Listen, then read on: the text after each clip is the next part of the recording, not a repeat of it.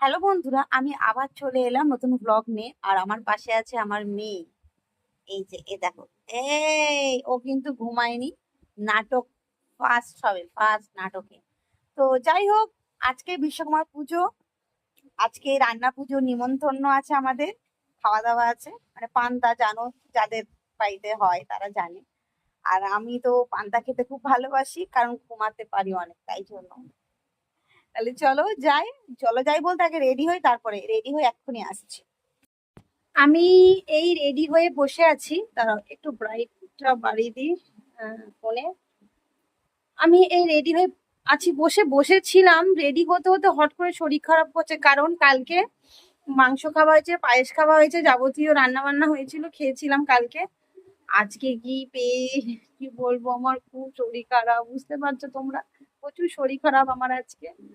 আমার তো পেটের অবস্থা খুবই খারাপ, ওই জন্য আমি এখন শুয়ে হাওয়া খাচ্ছি। শাশুড়ি বলেছে রেডি হয়ে থাকো, এখন আসেনি। আমার শরীর প্রচুর খারাপ লাগছে, আমি ভাবছি যাবো না, কিন্তু হ্যাঁ বলে দিয়েছি না।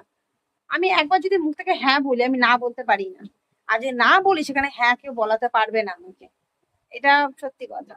প্রচুর এই যে চুলটা শুকাচ্ছি আপাতত শুয়ে, ভালো লাগছে না, প্রচুর শরীর খারাপ করছে আমার। তো যাচ্ছি এখন, ভাবছি কেন যাচ্ছি কি জানি। দাঁড়িয়ে আছে, ওই দেখো, এগিয়ে এগিয়ে চলে গেছে দুজনে, আমাকে ছেড়ে পালিয়ে, যে ক্যামেরা অন করেছি সে পালিয়ে গেছে। এই এক্ষুনি এসে একটা জায়গায় আমরা বসলাম। আর আমার একদমই কাছাকাছি, মানে 1-2 পা গেলেই ওদের বাড়ি, নিমন্ত্রণ যেখানে হয়েছিল। আর এই যে রাতুল, মানে টাপুর টুপুর সিরিয়ালটা, এই সময়টা আমি দেখতাম, যে সময় হতো, মানে অত দেখতাম না, মানে যেটুকু সময় হতো, মানে সময় পেলে দেখতাম। আর এদিকে আমার মেয়ে দেখছে। আগে আমি এইভাবে হাঁ করে দেখতাম, এখন আমার মেয়েও হাঁ করে দেখছে।